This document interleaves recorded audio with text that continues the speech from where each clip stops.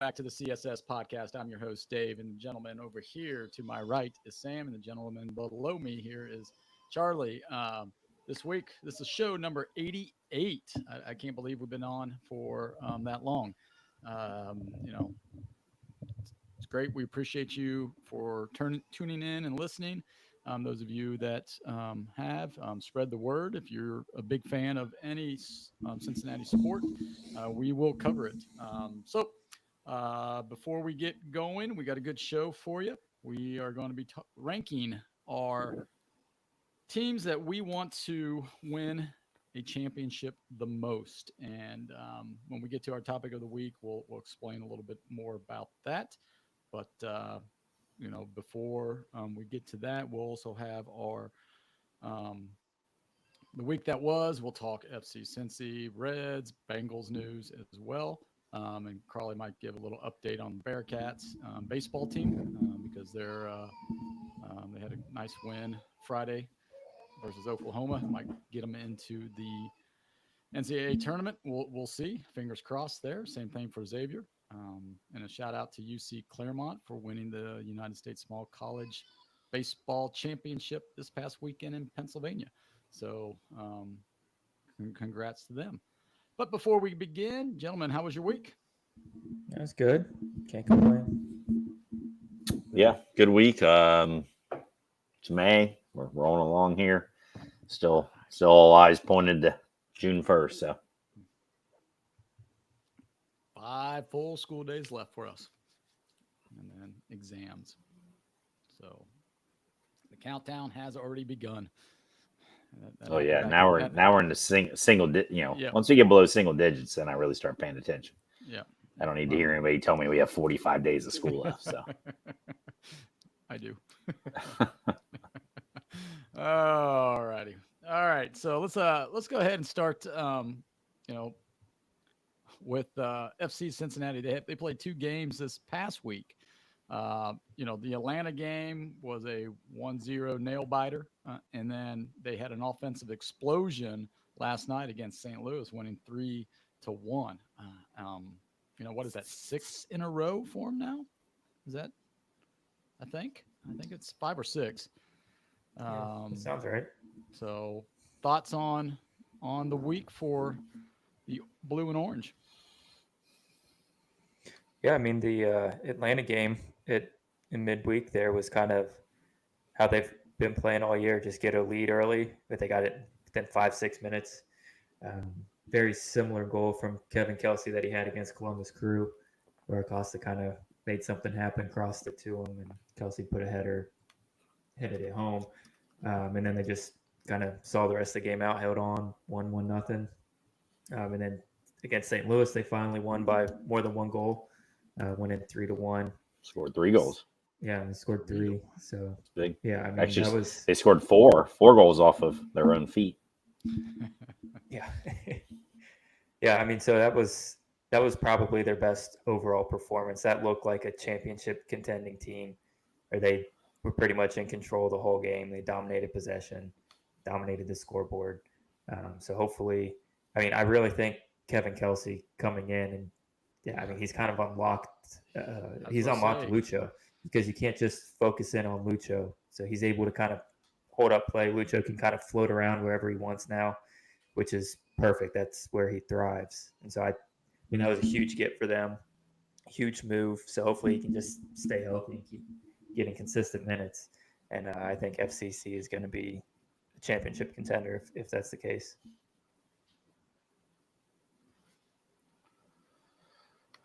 Yeah, I would agree with all that. I also agree, I'll say, like, this is the way a team should develop over the course of a season, right? This is what the coaching staff should, for any professional sports team, or let alone amateur sports team, that's what you should do. You should, if you could struggle in the beginning and you're working these new players in and trying to figure things out, and, maybe one part of your team is more solid, which has been the defense for sure, and the goalkeeping, and then as time goes on, players kind of figure things out with each other and, begin to learn how to play off each other's strengths. And the weaker part of your teams get better and better and better. And, there's still a lot of room for improvement. I mean, we're hyping 3 goals because they haven't scored 3 goals in an MLS game yet until yesterday. So, but that's, if they scored 3 goals in a game, I think they're going to win a lot of games. Heck, if they've won a lot with scoring 2 goals in a game. So, kudos to the coaching staff and the players and getting better. I wish the other Cincinnati teams in this town would, especially the one that has a lot of red on them, would follow that. So, but yeah, I think things are, signs are pointing up, and I really didn't. I really wasn't worried about it. I mean, I was a little concerned that they couldn't score goals, but somehow they were still winning, and I have a lot of faith in Pat Noonan. I mean, he would be definitely my number 1 ranked Cincinnati coach right now. So I have a lot of faith in him and the coaching staff and the front office, and making good decisions, bringing in players that we never heard of. I mean, these are players from around the world, and still bringing them in and working them in and getting better. And when you have, again, I still think the best player in the league, I'm sure there's going to be, 90% of the country would say Messi's the best player, but I would take Acosta over Messi. I think Messi takes a lot of time off and jogs a lot and walks around a lot, and then he just finds places to attack when he can. I would rather have Acosta, who definitely puts in more effort throughout the game. So I'm in the minority in that, but that's okay. I'll still take Acosta. And without Acosta, you have a team that is, I mean, probably the record is flipped the entire way for FC Cincinnati this year. Yeah, I agree on that with you. I don't know about the Messi part, but because I don't follow enough, so I don't know who's lollygagging and who's not. So, yeah, I like what Noonan has done with this team, and he, that's coaching 101, right? I mean, you want to improve every day, and you work on things, and you don't throw. I mean, he hasn't thrown any player under the bus, but he has called out poor play, unlike another all-star manager that we'll talk about here in a minute. How he, got to trust the process. Got to trust the process. Well, that's well, we'll get into that. What is their process? They haven't even what said what their process is. We'll get in that. We don't want to take away from FC's, little segment here, because they are winning, and they are the the franchise that people here in Cincinnati need to support and get behind for winners, because they are doing things necessary, and they are bringing players in when they need to bring players in, and getting rid of players when they need to get rid of players, unlike the other two franchises here in Cincinnati. So up next, Saturday the 25th, Toronto. What's the preview for that, Sam? I mean, Toronto's a really good team this year. I think they're 7-1-6. So I'm trying to see where that puts them on the table here for the East. That puts them in the 5th spot. In the East, they're a team. They've scored 21 goals. They've given up 20. So to me, that tells you that they play a lot of close games and a lot of exciting games. I'm looking at FCC's here. FCC's only scored 19 goals this year in 14 games. How many have they given up? They've only given up 11, which is by far the best in all of MLS. So, I mean, the 19 goals is borderline not even a playoff team, but the 11 goals allowed is the best in the league. I mean, that's both conferences, East and West. So, I mean, that's really huge. And, hopefully we can keep up with this offensive explosion that we had against St. Louis. Hopefully they've figured some things out. And, Toronto will give up some goals. They've allowed 20, like I said. So I think it should be an up and down type of game would be my prediction. All right. We'll move on, since we're talking about up and down, mostly down. The elevator's going down for the Reds. Rough week again for them. I mean, we knew, this stretch of the schedule was going to be brutal. May was brutal, but if they were a playoff aspiration team, they needed to show that they could play with these playoff caliber teams, and they haven't yet. You can blame injuries, you can blame whatever, but I think it's the construction of the team. We can get into that a little bit more here as we talk. But you know, Arizona, they went out there, won one of two, I think it was, or one of three. And one of three, yeah. They three. 1-3 against Arizona twice. Yeah. I don't think Arizona's won a game in the last 10 or 12 except against the Reds. Against the Reds, right. And then now, the Dodgers, I mean, as a recording time here, they haven't had first pitch yet. They're about an hour away from that. Hunter Green takes the mound. We can talk about Hunter's performance against Arizona, which I think that's the next step he has to take if he wants to be the ace of this team. And, as you and I were talking, Crawley, earlier in the week about Hunter, I said that if he wants to be the ace, he has to be the stopper, right? He has to be able to stop these losing streaks. And that's what all the good aces normally do. They may have a bad game here and there, but if they're losing 4 in a row, your ace goes out there, you're expecting to win. And that's the next step. And Hunter pitched great on against Arizona, so it could be a foreshadow here, with our next couple of topics here with the Reds. But thoughts on Arizona, I guess. Let's just break it down here. Thoughts on the Reds, Arizona, the Dodgers, the offensive woes, the bad baseball decisions, right? That they're making. Who's at fault for those things? Is it all David Bell's fault? Is it the players' fault? Is it Nick Kral's fault? Is it a combination of everything? What? Let me hear you guys' thoughts on the state of the union here for the Reds. We know it's a young team, so we know they're going to have these mental mistakes. You kind of have to pencil some of those in, but it seems excessive. It seems like they have multiple per game. And at some point you have to change up your philosophy a little bit. You have to be a little less aggressive.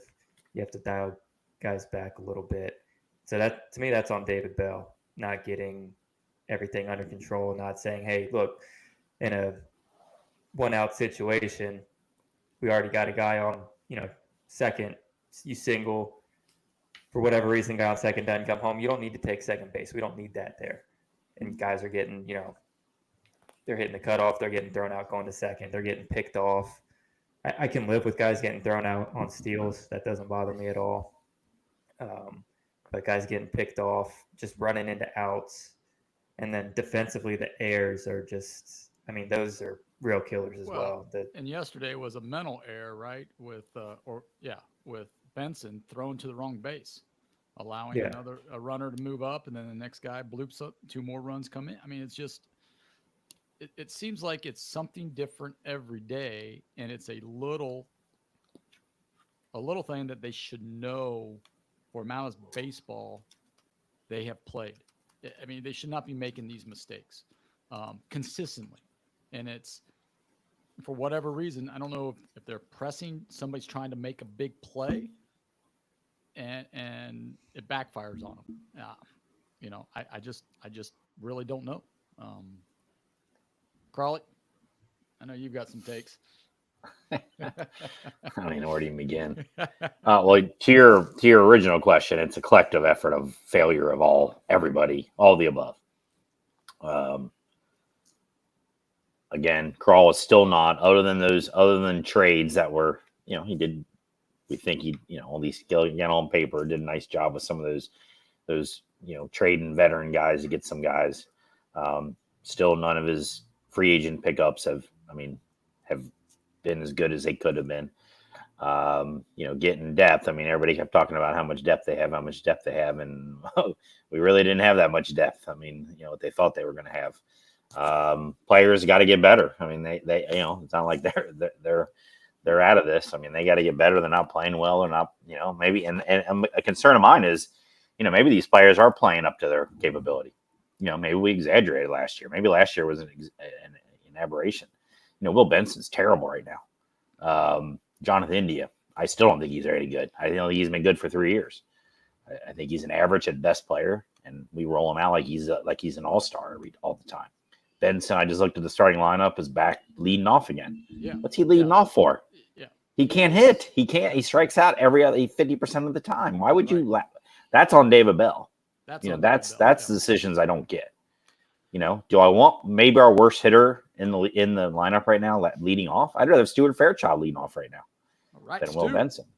Vote of confidence for Stu. I mean, Mike Ford, who the organization said wasn't good enough to even be in the organization anymore, he's batting third. Yeah. So how does that happen? How does that happen from you're not good enough to even be part of this organization? We're just letting you go. See you later. Yeah. And then all of a sudden, Martini, Martini's not what we thought he was. Well, duh, we could have told you that, But Ford is not. Ford's not either. Yeah, Ford is nothing. I mean, Martini at least had, the Martini had some big at bats. Yeah, the Martini moment, and Ford hasn't done anything. Well, neither one is good enough to be on a Major League roster. No, you're right, but if you're going to have them, if you're going to have Ford, then you bat him eighth, whatever. You don't bat him third. Where he's getting more at bats. The guys who are not performing should be batting lower in the order. I don't care. That was Little League. You can't tell me analytics says that Will Benson should be batting first and Mike Ford should be batting third. There's no way. Analytics says, okay, who's got the highest, on base percentage and who, hits home runs, blah, blah, blah, that, that kind of stuff. And those guys aren't doing that. Mike Ford, has he hit a home run yet for the Reds? He's got maybe one. Oh yeah, he's got one. He's got one. So how's he third then? So that stuff's on David Bell. That doesn't make any sense. Bullpen's terrible. His handling of the bullpen hasn't been very good.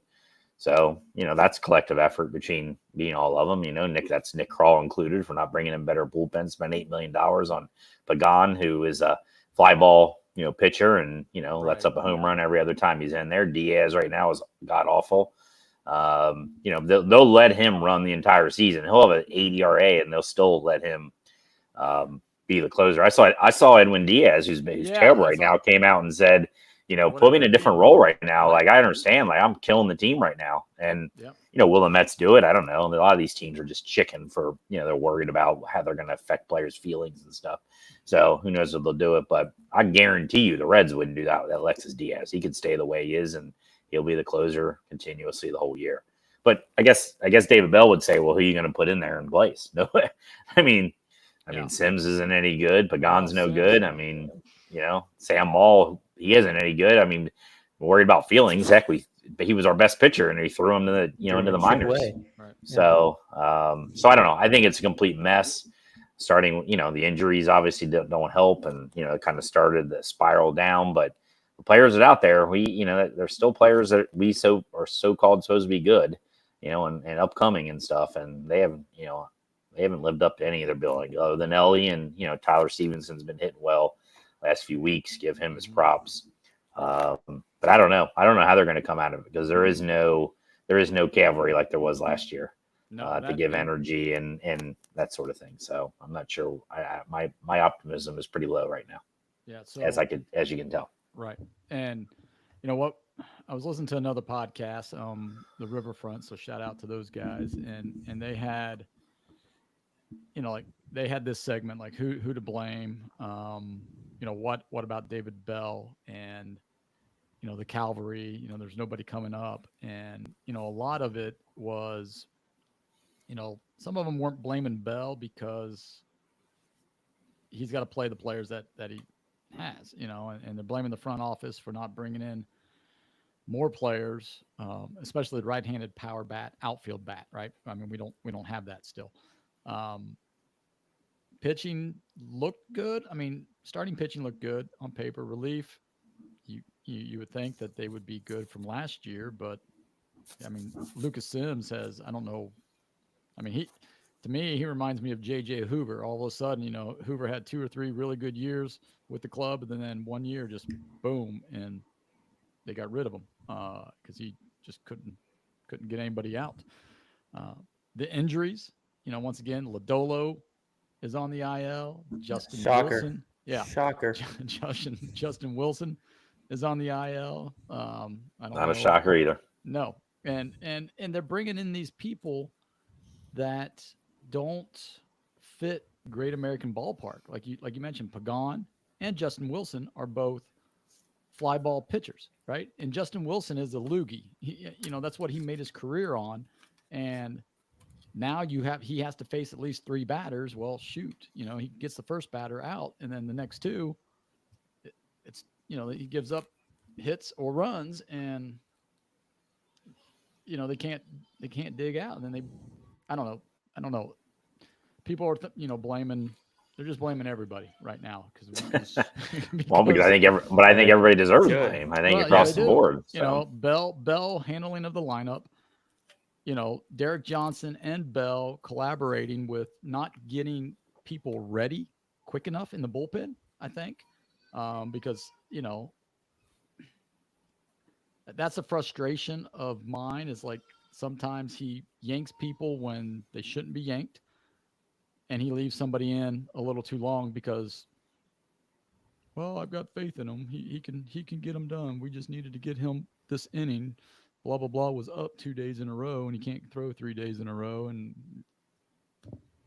so you're going to let him go 6, an inning, and give up 3 hits and 2 runs, and we can't come back from that. The players not hitting anything. Spencer Steer has gone AWOL. I don't know where he's at. He's won for his last 20, I saw. I think he needs to bring back the stash. Because when he had the stash, they started winning. He's not even in the lineup today. No, that's two days off in the last week. So is he going to go on the IL with some sort of injury? Kremchek and our training staff and everything. They deserve some blame too. Guys are dropping like flies left and right. Yeah. So what's going on? What's happening? We don't know. Reds, you got to figure it out because 7 games back or 8 games back, we are in last place now. The Cardinals, the lousy Cardinals, have passed us, and they're terrible. They're terrible. Yes. Their fans are like boycotting the team. Yes. And we're behind them. Yep. I'm glad we didn't pick up JD Martinez, man. He definitely couldn't have helped this team. I'm glad we let him go to the Mets. He's only batting .315 and nice veteran presence that this team definitely could use. So I'm glad we got Martini and Mike Ford instead of him. Ford to DH. Yep, that's great. Combined, Look 60 right there. But I did see a stat. The Reds have played the most games against teams currently in first place. So you kind of couple their struggles with their schedule. And I mean, we knew their schedule was going to be brutal, but compared to the rest of Major League Baseball, they've played the toughest schedule so far. And then you compound that with the struggles they've had offensively, and it's how you end up with a last place team. So, I mean, yeah, it's just not looking real bright. I don't want to say it, but I have a feeling it's going to be another long summer in Cincinnati. So, well, that'll be all right. I'd love to see the club do well, but if people don't show up to the game, I kind of like having some room there. So, since I bought a season ticket pack, oh well. But I don't know. So thoughts on our one all-star right now, David Bell.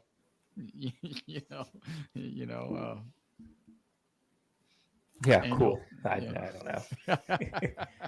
I would for the Castellinis, he's definitely an all-star. They're what is this, 6 years now? 7 years? 6. What's he been? This is his 6th full year. Mm-hmm. And he's at least going to be here another year, no matter what they do. So that's 7 full years. One horrible, one little playoff run. That was in the COVID year, right? That's the only time they made the playoff. Yep. They were 21-19 or 31-29, whatever, and then didn't score. Mm-hmm. So you got they haven't even scored a run in the playoffs. The 2 games of playoffs they played. That's basically Mike Trout. We just criticize the Angels all the time. He's a great yes man and great. We're a great team. We're just waiting things to happen, and the Castellini's I'm sure that he's perfect for him. I feel it's a little bit of 90s Mike Brown and all the yes men coaches that they had, the Bengals that they brought in. So I feel like a little deja vu from that, and they're just going to keep him around because he doesn't ruffle any feathers. He doesn't say anything about anything, and just he's okay with being 19-27 all over, again. And 82-80 is the greatest season ever. So, yep. Yep. Well, let's move on. I'm depressed a little bit about the Reds here. So let's look at our pitcher of the week, hitter of the week, and who should be demoted. All right, Sam, you're up first for pitcher of the week. Pitcher of the week, I think I'm going to go with Hunter Green. I think he just had the best start out of all the starters. Can't really give it to anybody in the bullpen. Kind of foreshadowing or forecasting here. I think he's going to have a good start today. So I'm just going to go ahead and give it to Hunter Green. All right. Crawley? Hunter Green's a great pick for this one. I'm going to go with Nick Martinez. The one win they've had recently, the Dodgers win, was 5 innings of Martinez, no runs, 1 hit against the Dodgers. So, right. In the bullpen game, they didn't bullpen have game in early May. They didn't have the law firm anymore starting those. So yeah. Suter went 2/3 of an inning, and then they went into just random guys for the next couple innings, and then Martinez went 5. So they beat the Dodgers, and that'll probably be the only time they beat the Dodgers. So beating them today. So I'm going to give Martinez he's my pick. All right. Well, I was going to go with. I mean, both of them are great picks, but I went with Hunter Green as well, Sam, just because of the start, because they needed to stop that losing streak, and he stopped it there, got on another losing streak until the bullpen game. He's got to be able to at least keep us in contention today, and the one good thing, I mean, I will say, all but Saturday. The Reds have really quieted Ohtani. I mean, he hasn't really done much. Saturday he had a home run, but I think he was 0 for 2 on Friday night and 0 for 3 yesterday. So it 1 for 3 on Saturday with a home run. So I mean, I don't think he hasn't really killed us. I think he's saving it for Great American Ballpark in the short porch there, So I went with Hunter Green. So congrats to Nick and Hunter for that. All right, let's go for the hitter of the week. Crawley, you can go first on this one. Yeah, this one was easier, at least for me it was. Tyler Stevenson, 10 for 20 this past week, 500, home run, 3 RBIs. I mean, he's turned it on. And not in the lineup today. Yeah. Well, of course, exactly. Because Bell values. Why would you want him out there? Because the pitcher-catcher relationship is more important than scoring runs. Yeah, so you better throw a no-hitter today then, because Mailey ain't bailing him out with the bat. So anyway, I'm going to give it Tyler Stevenson. He's dealing with a lot of goofiness in that organization too. Catchers, are kind of the coaches on the field, and so. He's, it's been good to see him over these last few weeks becoming the hitter that we know. We know he has, he has the potential for. Right. So. Yeah, he raised his batting average at the start of the Arizona game. He raised it over 30 points. So yeah, he is hitting the ball really well, and that's who I went with as well, because he's starting to heat up. And if he can, and I guess this goes to, which came first, the chicken or the egg, right? Is he doing well because he's getting all this time off now and he's not wearing down, or is it, he's just taking advantage of his opportunities when he's in there?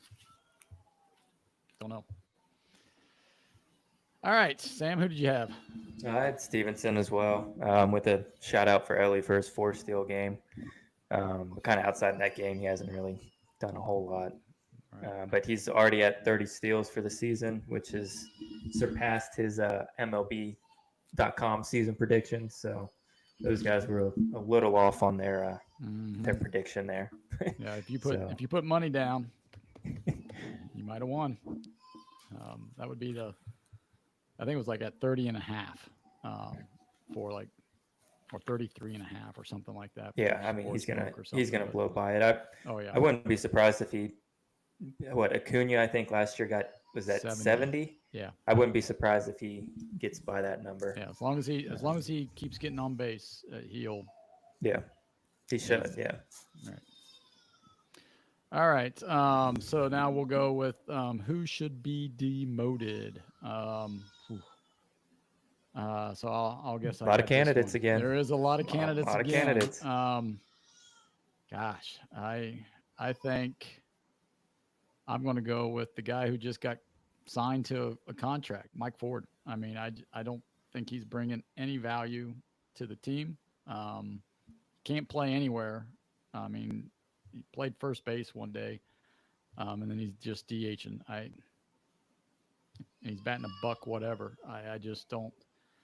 I don't see the value of him. Right? He's a AAA player. He smashes down a AAA. He can come up for a week here or there. Spell somebody, get pinch hit here, pinch hit there. Nick Martini type of player. Send him back down when your regulars are ready. But he cannot be your 3-hole hitter. I'm sorry. He needs to be demoted. Yeah, no, that's malpractice. I mean, yeah, I'm sorry. You got Tyler Stevenson on the bench and Spencer Steer on. Tinkerbell's probably, the mad scientist. Ooh, if we get to the 5th or 6th, 7th inning, they're going to bring in this guy and this guy. So now I can counter move. My chess match. I can checkmate him. We'll see how well that goes today. So I've got Mike Ford out. I've got Mike Ford out as well. Hopefully he's not around much longer. Although if he's hitting into the 3-hole, I think he might be around. Best hitter on the team. Yeah, best hitter on the team. 3-hole. Yeah, I mean, I don't get it. All these fanboys that were clamoring for them to call up Mike Ford. This is who he's always been. I don't know why you would have thought it was going to be anything different. You're just as dumb as Nick Kroll and David Bell. So congratulations on that. Don't forget Meter in there, the new GM, right? Brad Meter. Cool. Well, maybe you guys can apply to be his assistant. If you thought Mike Ford was a big league player, they'd probably hire you on the spot. So I don't know, maybe tweet at him or something and see what you can do there. But for the rest of us, Mike Ford it was just a bat that you could throw in the order since we're decimated with injuries.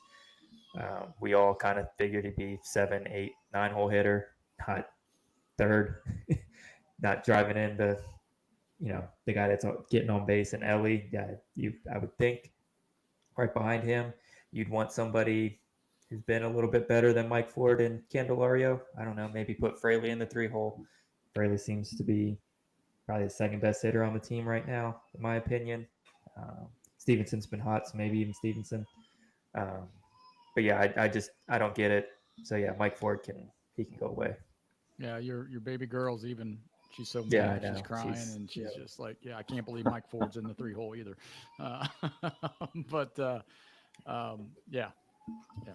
It's Crawley. Who you demoting? I mean, believe me, I have no problem saying Mike Ford should be the answer, but just to be a different voice, I'm going to go back to Will Benson. He benefited last year from being sent down. So our one hitter and our 3 hitter are Benson and Ford. That tells you what we're rolling out there right now. So I mean, he's striking out obviously way too much. Way too much.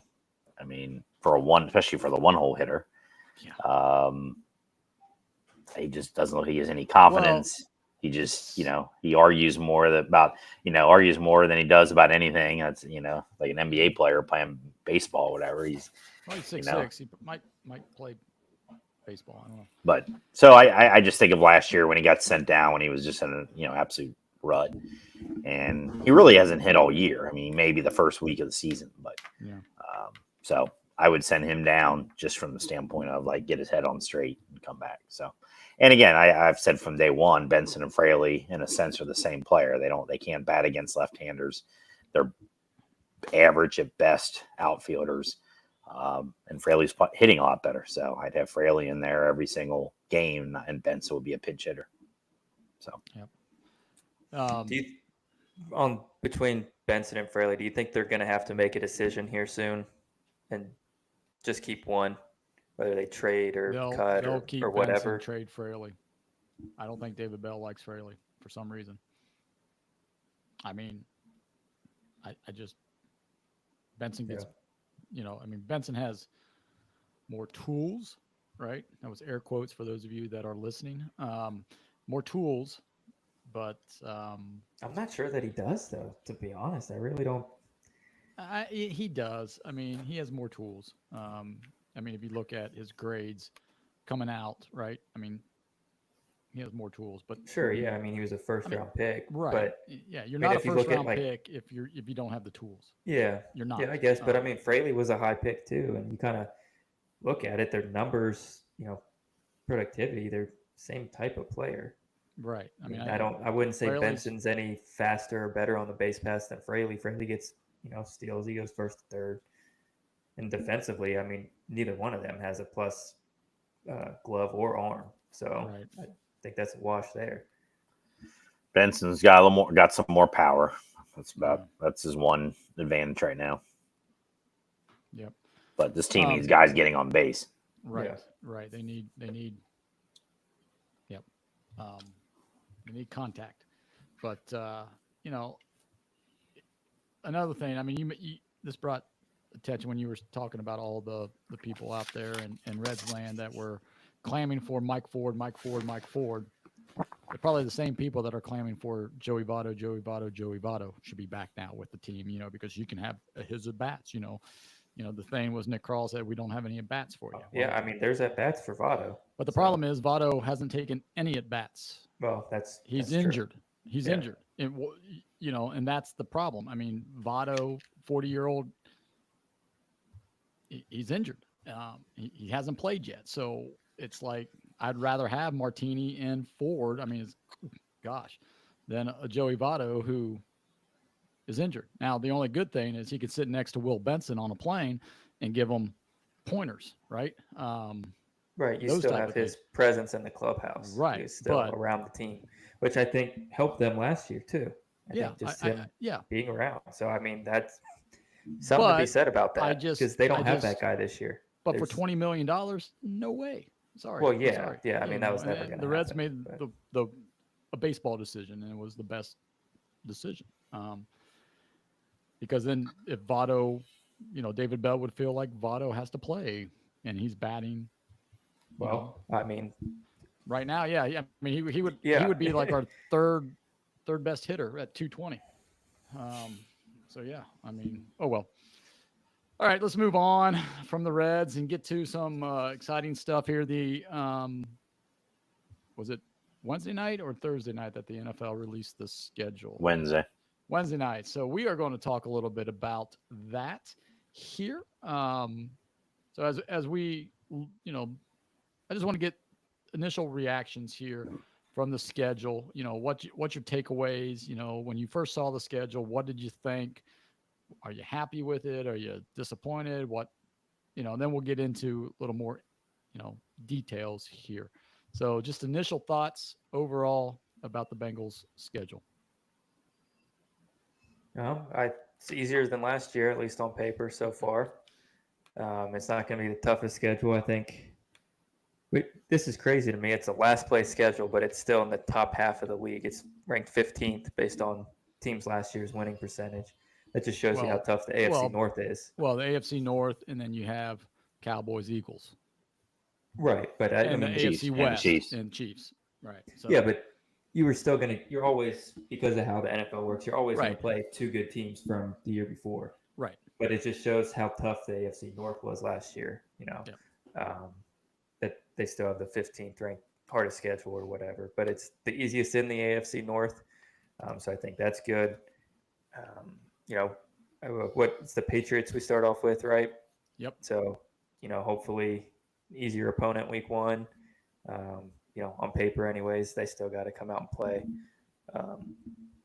So yeah, I mean, definitely excited about the season, and my initial takeaways are that it's a favorable schedule as long as Joe Burrow's healthy and can get back to what we know he can be. So. Yeah, Crowley. Yeah, I mean, I like the schedule. First 9 weeks. I mean, there's no excuse this year for having a poor start. I mean, the first 9 weeks, they should be having 7 to 8 wins out of that first 9 weeks. So you're telling me I should go 14-3 again? I mean, with this schedule, I think much more legitimate than last year. So that part would flip the narrative for me, and that's what the Bengals need to get the number 1 seed again. I don't know why do they don't understand this. The number 1 seed is the one who goes to the Super Bowl almost every year, and so that's what you want. That should be your goal. And so starting out 2-4 and whatever, 4-6 and all the things that you just don't cut it to do that. So this season sets it up. I mean, their three of their first 4 games are against bad teams. Teams that were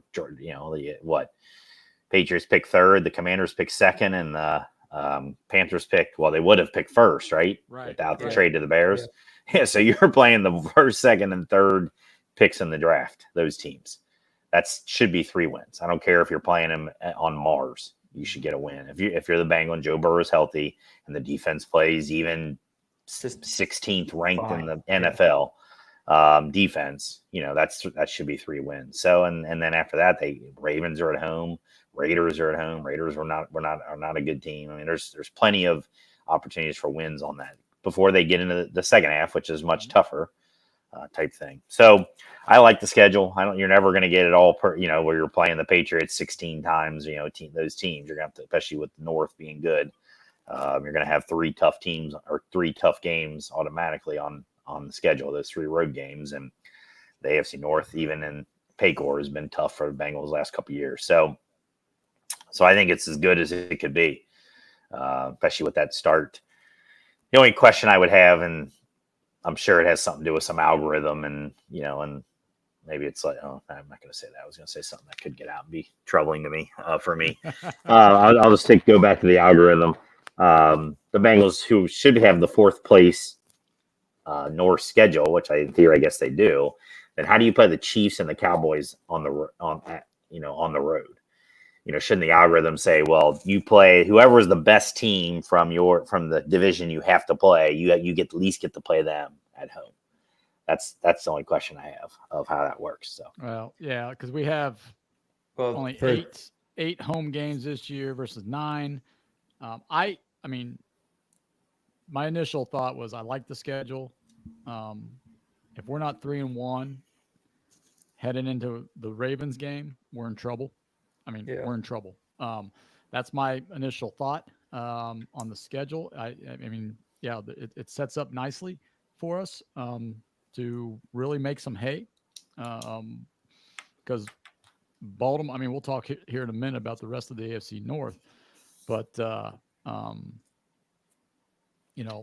we could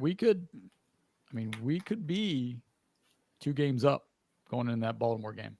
And if we win that, we're 3 games up, and we're looking pretty good on Baltimore. But there's a stretch there that is tough. But we have the bye in week 12, which I liked that. I was shocked that we didn't go overseas this year. So next year we're probably going to lose a home game over to overseas. Because we're in that rotation where it's our turn coming up. So it's that, and then to close out the year, week 18, it's like, okay, do you sit your starters because you're playoff bound, or do you go for a higher seed against the Browns? And that's my takeaway right there on all of that. So real quick, Raleigh, how they work it is whenever you play that certain division, it's the inverse of whatever it is the last time. So the last time we played the NFC East, we played the Cowboys at home. No, we so didn't. Even though we traveled, we went No, to... listen. That was not when we played the NFC East. That was when they were our designated NFC team. That has nothing to do with it. Okay. It's only for that divisional segment. Gotcha. And so the last time we played the AFC West, like we do this year, the Chiefs were at home. So now we have Chiefs on the road. So it does kind of suck that those two correlate. We run into the NFC East and the AFC West this year, but that's how they do it. It's always the inverse. So the next time we play the NFC East, the Cowboys will be at home, and vice versa. So that's how that works. All right. So after that, let's take a look at what are the games that are most intriguing for you? For me, Chiefs Week 2. I thought that was really early to put that game. I was kind of surprised that it would be that early. If it wasn't going to be the Week 1 game, for it to be, the Week 2 game, that was a bit of a shocker to me. I would have liked to see that later, but I mean, maybe that'll force Zach Taylor to play these guys in preseason because you got to go from the jump, knowing that you're gonna have to play Kansas City. I think Week 2. 2 out of 3 of us doesn't think Zach's going to change at all. No, I don't think he will either, but I'm hoping he does. Well, that would be nice. At least they get one series in one series. Second preseason game, get them one series, get them out, just so that they have something semblance of a game. Because, I totally agree with you. Yeah, I think the only way that there's a little bit of change on that is if Burrow just demands it. It says, I'm just going to run out in the field. What are you going to do? Tackle me? And he just runs out in the field and says, I'm getting the series. Zach's going to throw the challenge flag. Yeah. So if Burrow demands it, then I think he'll get, I think we'll see him. If he just sits back. Now he's talking about being much more vocal and, being much more of the, coach, captain type personality. So I think that would be a place for him to step in and say, look, we need our offensive line out there for a few series. And I need to be out there. All these, Patrick Mahomes is out there. So, if we want to, Andy Reid's not afraid to play him out there because they need continuity. So what other games? Any other games on the schedule, Sam? Well, Week 5 is our first division game. I think Baltimore's Thursday first night. Division game. Yeah, so I thought that was the second time we played them on the Thursday night. Oh, is that the first? Is it the first game? I thought it was the second one. But either way, I feel like that's different from the previous, from the last couple seasons where Week 1 we were playing a divisional opponent. So I guess that does have its benefit that if you get off to a slow start, at least you're not super far back in the division too, just because you still have those 6 games to play or whatever. But I was a little surprised by that. Yeah, I guess Week 5 is a 1:00 game. For some reason, I was thinking it was. Yeah, I think it's Week 11 or 12. It's a Sunday game. It's a Sunday game, yeah. So they said 1:00 as of right now. So yeah.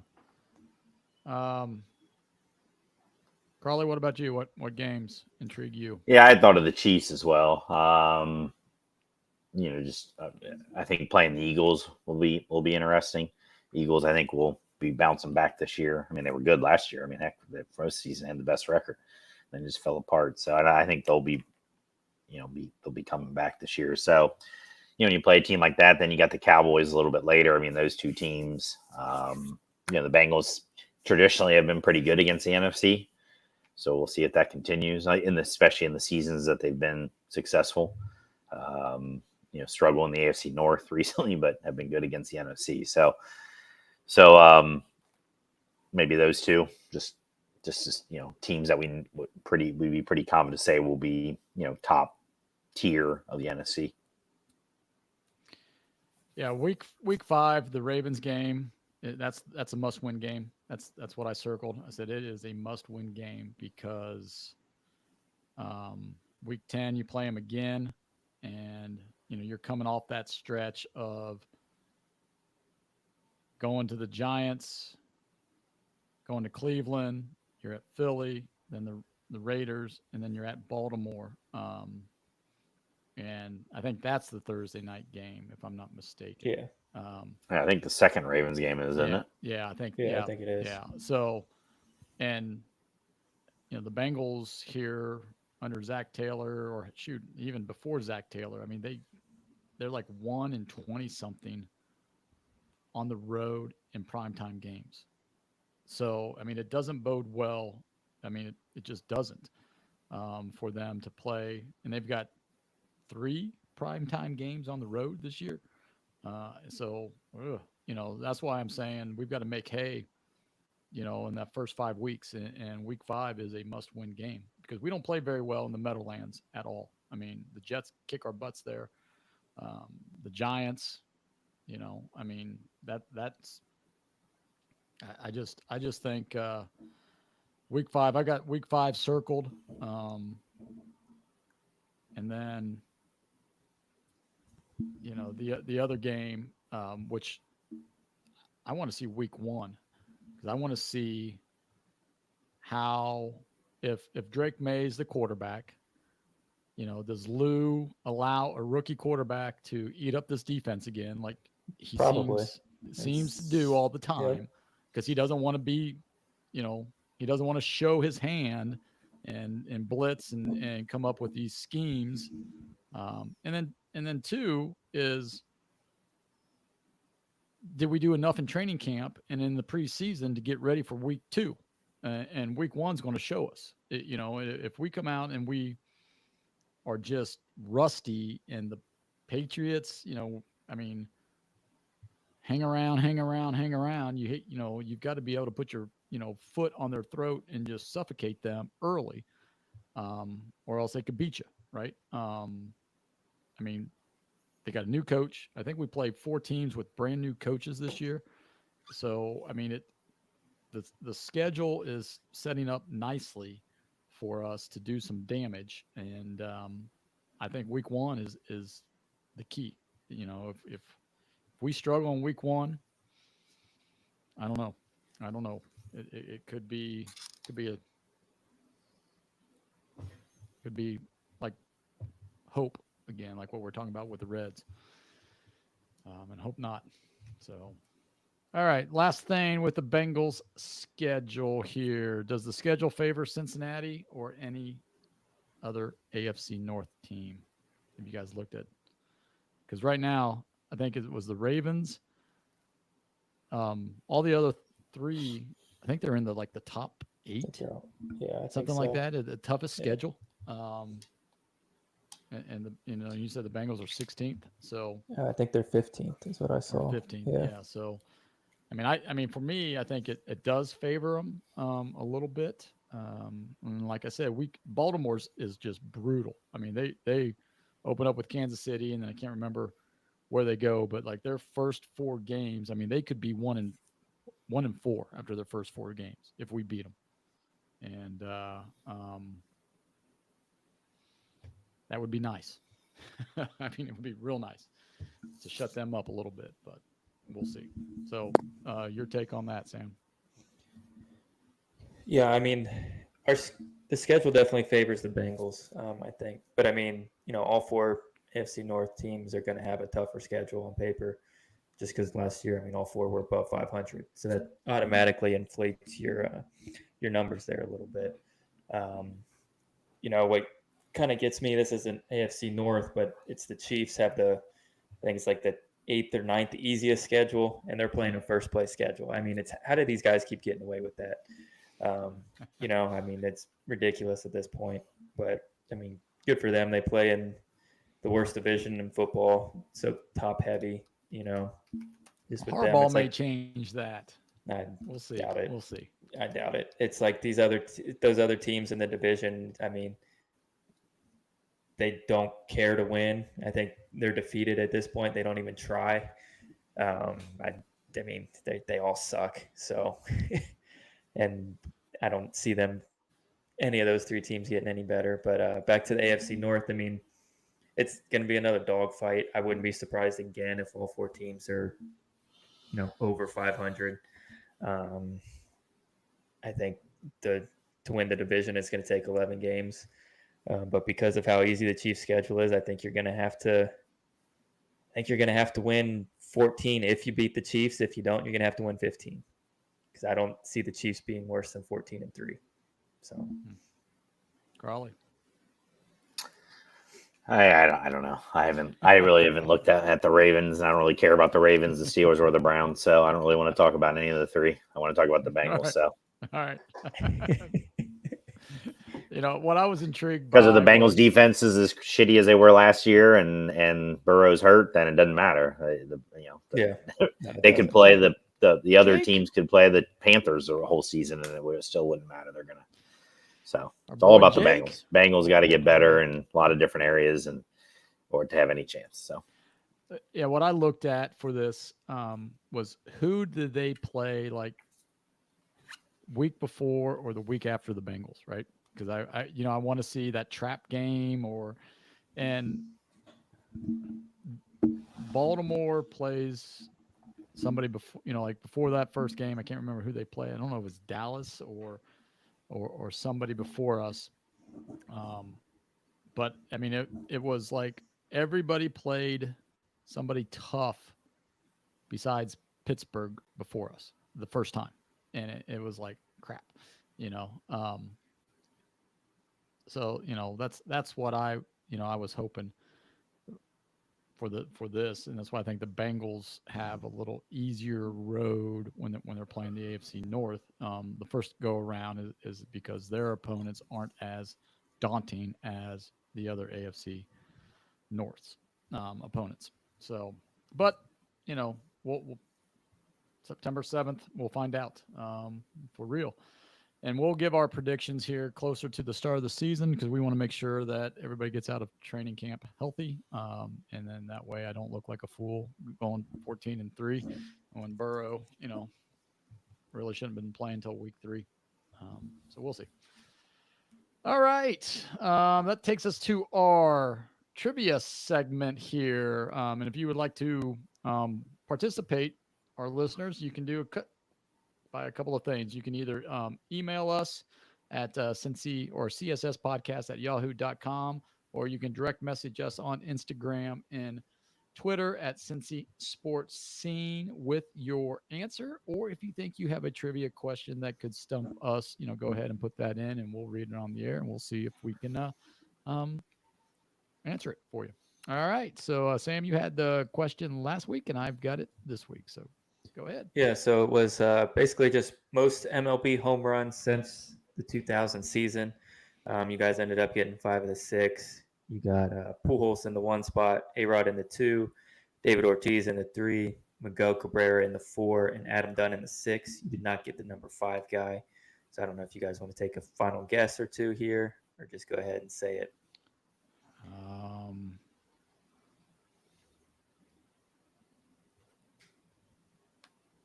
Yeah, all right, we'll just go ahead. We'll just go ahead. The 5 spot, it's Nelson Cruz. Yeah. Yeah, I would have never come up with that. Yeah, I always forget about him when 3,000 hits. He doesn't have. Does he have 3,000? He doesn't have 3,000 now, hits. But it's like just over 400 career home runs. Yeah. So. Yep. So, all righty. So I've got the question this week. All right. Friday night, Ellie went 4 for 4 with 4 stolen bases in a victory against the Dodgers. He was the first man since this person in 2012. Name that person who was the last guy to go 4 hits and 4 stolen bases in a game.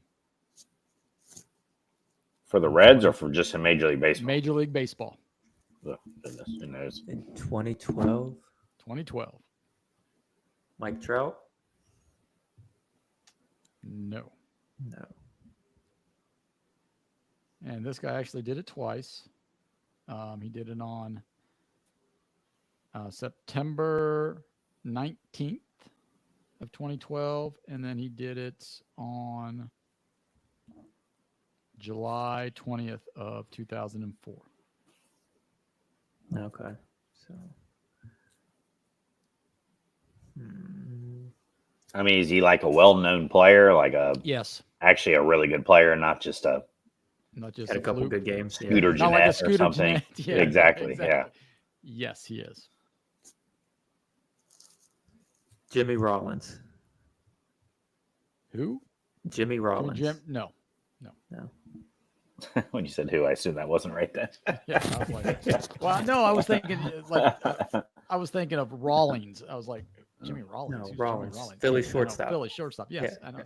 Yes, it took me a while. Okay, Got I got it there. 12. What about what's his name? The Mets shortstop guy. Jose Reyes. No. No? Oh man. I'm trying to think of speed guys. So he at least played from 04 to 2012.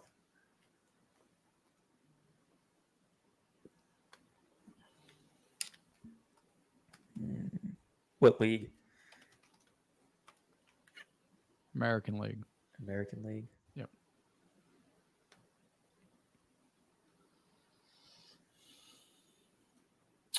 Who was the? I mean, those are the years like the Royals were really good. Who was there? Who was there like their center fielder for the Royals? Lorenzo Cain. No. Cain. No, It's not him. wasn't Moustakas either. Yeah, I was not guessing. Does Mustakas. he have 4 career steals, that fatty? Goodness.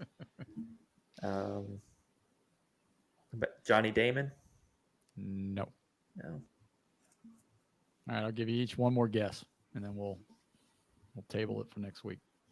The answer. American League. 4 steals.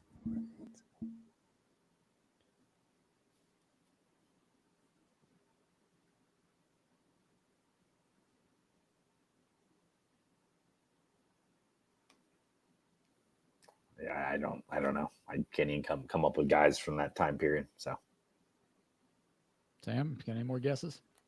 Last guess. Last guess. Carl Crawford. No, but he is on the list. He was like 6th. I mean, he was like the 6th most recent one.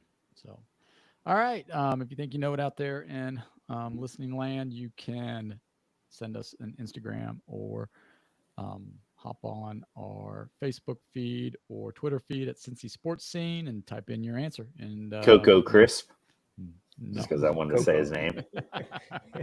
No. All right. Now we're going to move on to our topic of the week. It's a good one.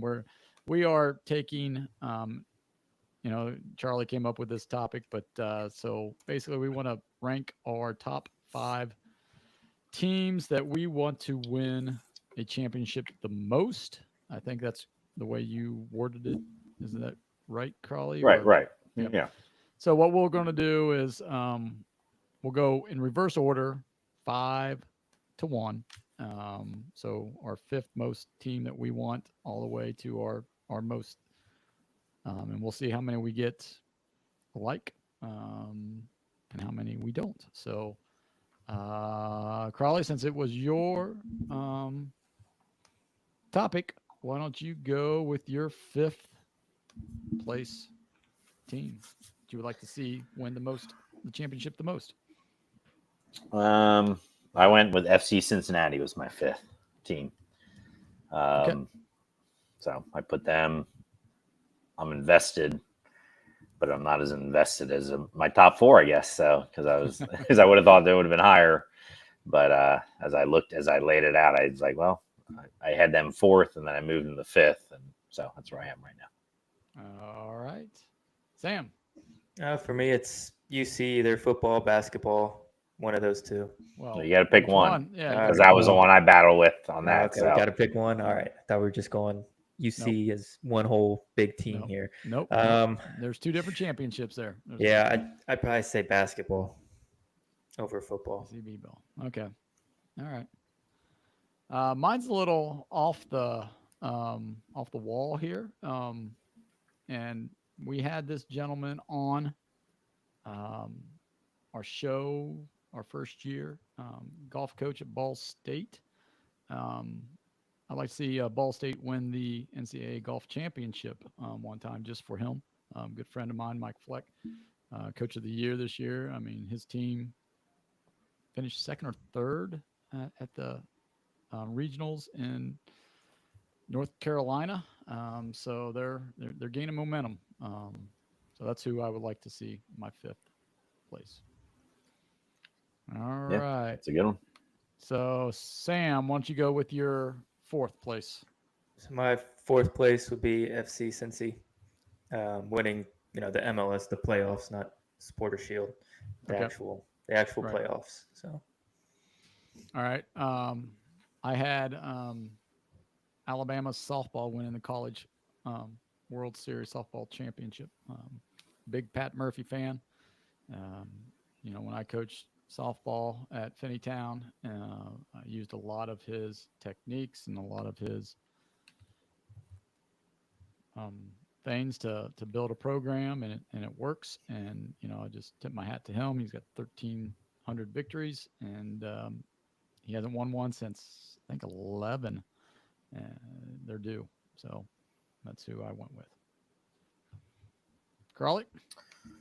Yeah, this one was my toughest one because this is my UC pick, and it wasn't just basketball and football for me; it was baseball too. I've been following the baseball team a lot more this year, and they've done it. The new coach there, Bishel, has done a really nice job.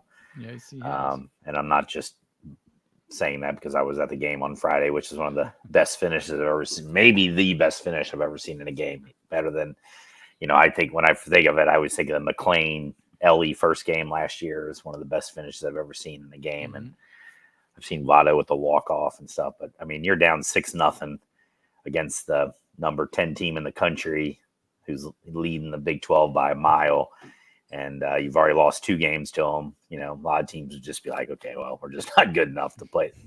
And their starting pitcher came out literally after the first batter, the UC starting pitcher. Don't know what happened to him, maybe his shoulder or something, but they never did say. So you had to go to a relief pitcher after the first batter of the game. I think a lot of teams would have just been like, forget this. And UC doesn't. They come back from 6-0. Guy hits a first home run of the year he hits in the senior year, and he hits a freaking grand slam to take it from 6-6 to 10-6. It was crazy just to see how they came back on that. So, but after all that, I still went with the basketball team winning the national championship just because that was my first love of UC was basketball way back in the Huggins years and stuff, and maybe even a little bit of the Tony Yates years. The football team was so bad back then. So, So I'd love to see any of the 3. But if I had to pick one, I went with the basketball team. So let me ask you this now: in the new landscape of NCAA athletics, who do you think would have the best opportunity to win the first one out of those 3? Football, basketball, or team. Baseball? I think still basketball. You think basketball is I think baseball is tough. Especially year 2, teams from the upper, if you cut, Mason-Dixon line north, you don't have teams winning the national championship from any schools from up there. So no. So you're already dealing with that issue. Right. So it's tough. So yeah, I agree. In football, I don't see that happening. No, as long as Satterfield's their coach, there's no chance. So. We're on the fire Satterfield bandwagon already in May. So, all right. We'll see. I am. I was after like 2 games last year. So you were after the Miami loss. Yeah. I'm giving him I got another year for him. That's right. Okay. So my 3rd team might be a surprise to people, but your 4th and 5th weren't. No, not at all. Not at all. I went with the Reds to win a World Series as my 3rd. So because you've seen them win a World Series. So. Yes, I have. It makes a couple, more sense. Actually, 3 of them. Yeah. So in my lifetime. So yes. All right, Sam, who do you have? So my third, sorry, that would be Crawley. Yeah, Crawley. Who do you got? My third. Yeah. So this is my really only out of the box one. Arsenal Football Club in the Premier League is my third.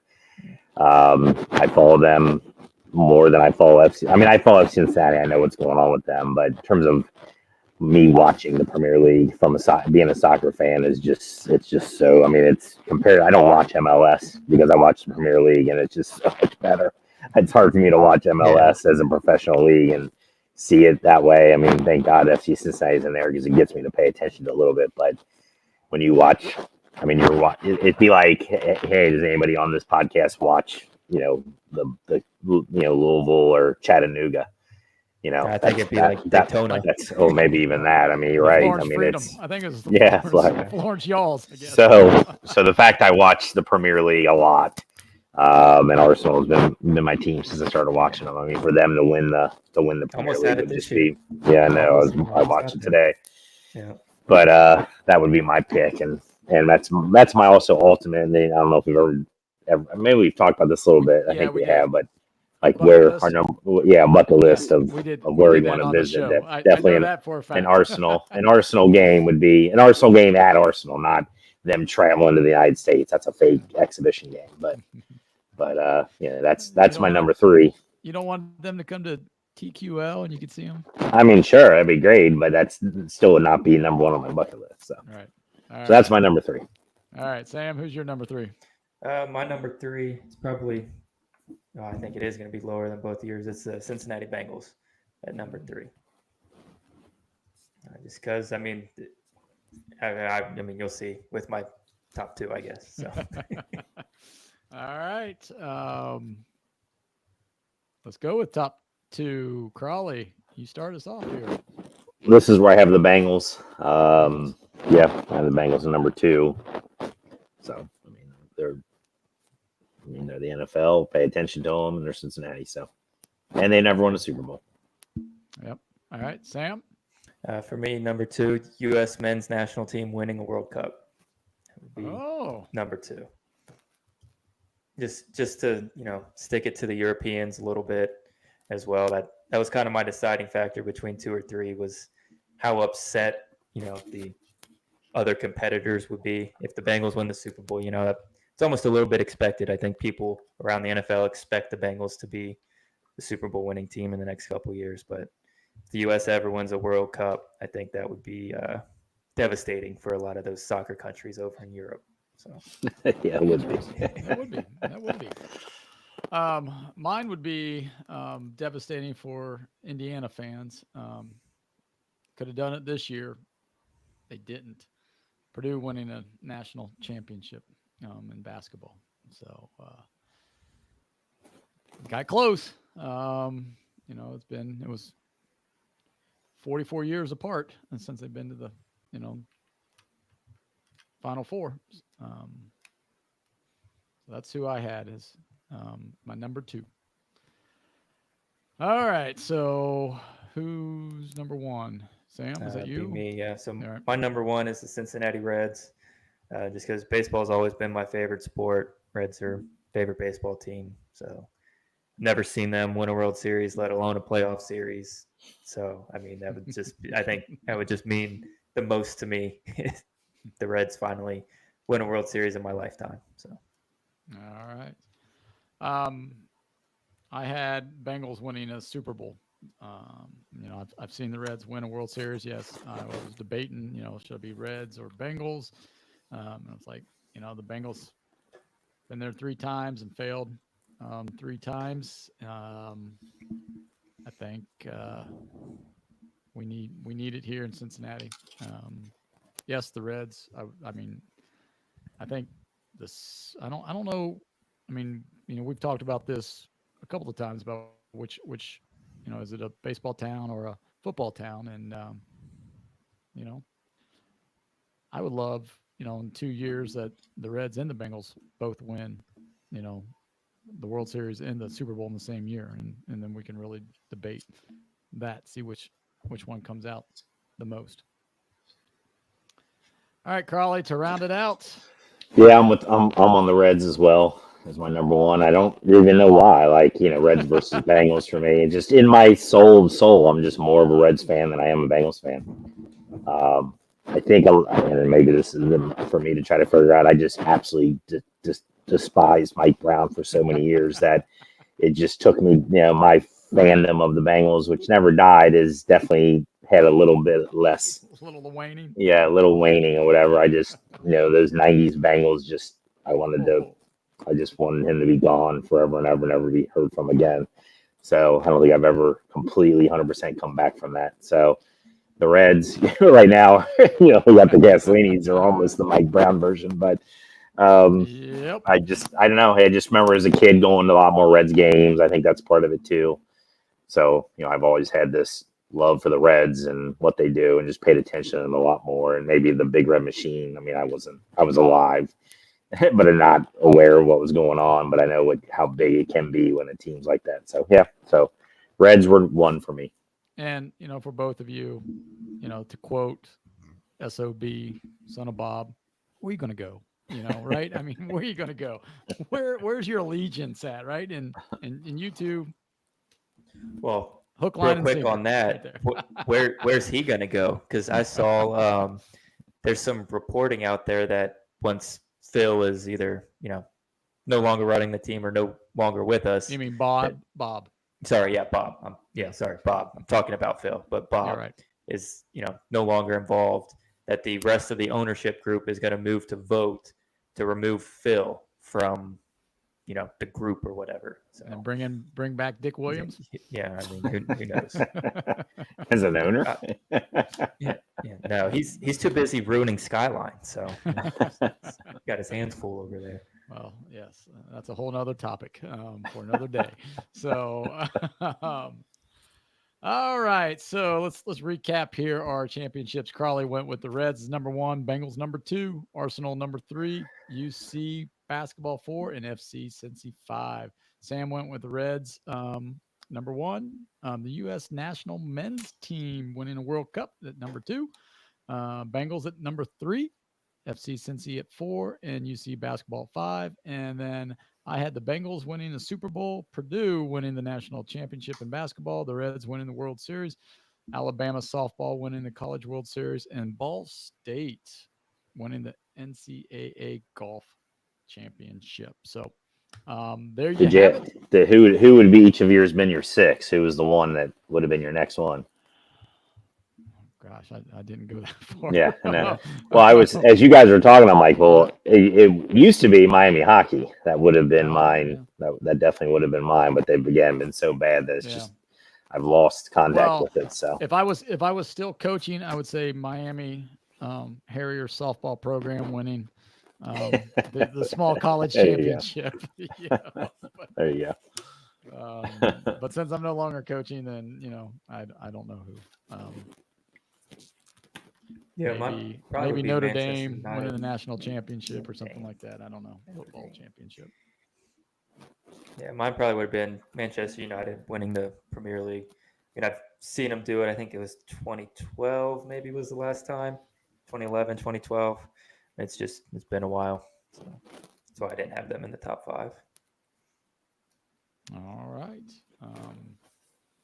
Sounds like a plan. All right. Next week, we are going to be coming to you a little bit later live on YouTube, probably about 8 o'clock. It is Memorial Day weekend.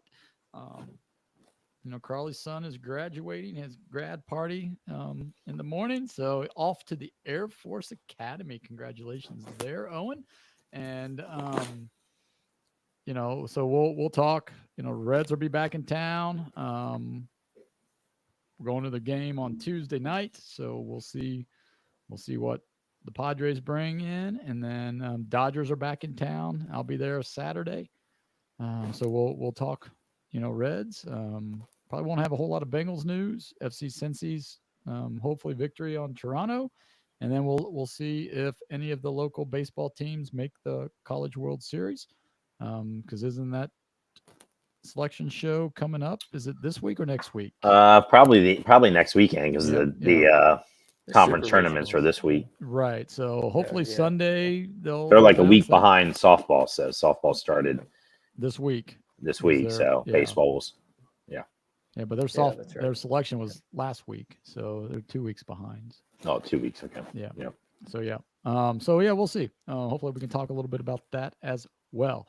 And then our topics, we got a couple of them that we are going to be discussing. We're gonna talk a little bit about unbreakable records, records that we think will never be broken. I think we may have talked about this early on in the season, season 1. Or year 1 in our show, but I think we're going to expand it a little bit more. And then we're also going to rank the best months for sports. So, we'll go 12 to 1 like we did today, with, which month is the worst, and then all the way to the number 1 month for fandom.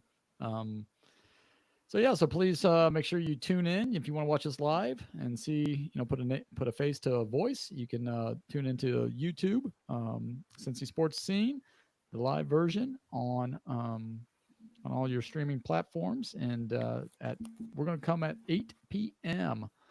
Next Sunday, the 26th. And then you can also listen to us on any of your podcasting platforms, and that'll be posted after the shows sometime early Monday morning. So until next week, for Sam and Charlie, I'm Dave. Everybody have a wonderful, wonderful week. Take care. See ya. Take care, everyone.